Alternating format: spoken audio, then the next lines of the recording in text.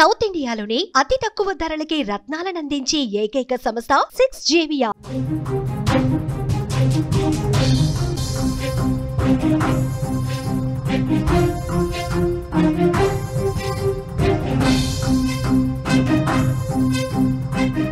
నిజాయితీ చాటుకున్న నిర్మల్ జిల్లా auto driver నడి రోడ్డుపై 16 లక్షలు దొరికిన వైనం కనిపిస్తోంది. కూతురు పెళ్లి కోసం చేయించిన నగలు పోగొట్టుకుందో మహిళ.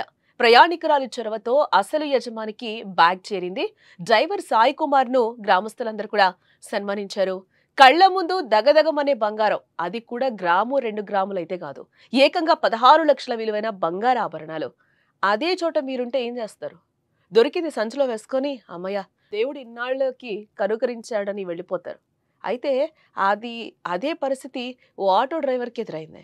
తన కళ్ళ ముందు పడి ఉన్న సంచిని చేత్తో పట్టుకొని కొద్ది దూరంలో ఆటో ఆపి ఆ సంచిని విప్పి చూశాడు. అందులో బంగారు ఆభరణాలు కనిపించాయి. దీంతో ఒక్కసారిగా షాక్ అయ్యాడు ఆ డ్రైవర్. అమ్మయ్య తన పంట పండిందనుకున్నాడు.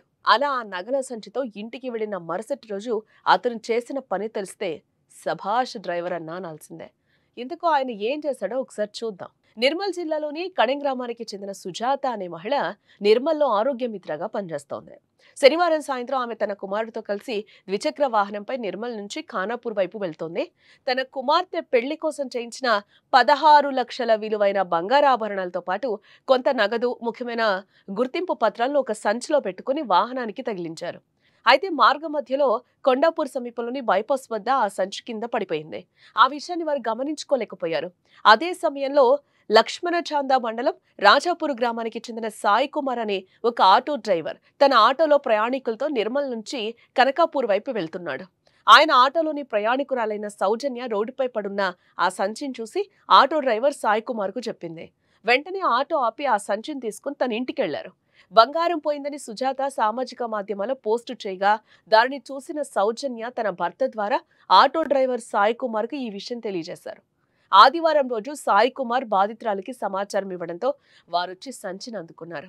సాయి కుమార్ బంగారంతో పాటు నగదు, గుర్తింపు పత్రాలను సుజాతకు భద్రంగా అప్పగించారు. నిజాయితీగా వ్యవహరించిన సాయి కుమార్ ను గ్రామస్తులంతా ఘనంగా సన్మానించి అభినందించారు. తనది కాని వస్తువును తిరిగి ఇచ్చి సాయి కుమార్ చూపిన మానవత్వం పలువురి ప్రశంసలు అందుకుంది. ఈ సంఘటన నిజాయితీకి, మానవత్వానికి నిలువటద్దంలా నిలిచింది. కష్టజీవుల నిజాయితీ ఎంత గొప్పదో మరోసారి ఇక్కడ రుజువు చేసింది.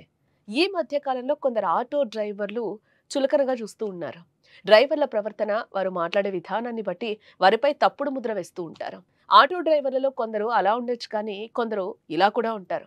ఆటో డ్రైవర్లలో మంచి వాళ్ళు ఉన్నారు. ఇదిగో ఈ సాయి కుమార్లా.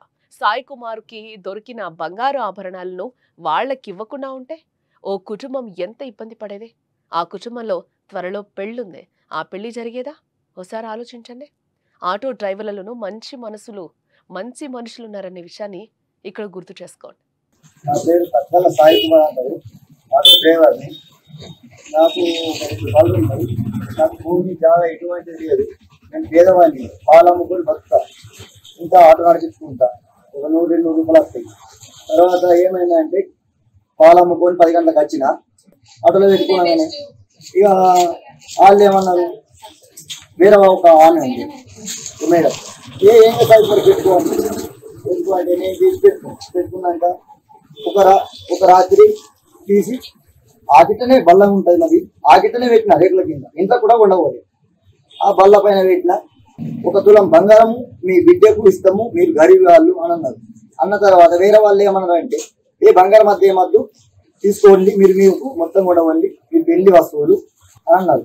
ఉంగురాలు, చైన్లు అన్ని తిల్లు ఉన్నాయి. అన్ని తిల్ల రేపటి మీకు కూడా ఇచ్చిండ్రు. అక్కడ నాకు కూడా సన్మానం చేసిండ్రు. మంచి వ్యక్తిగా అన్నారు.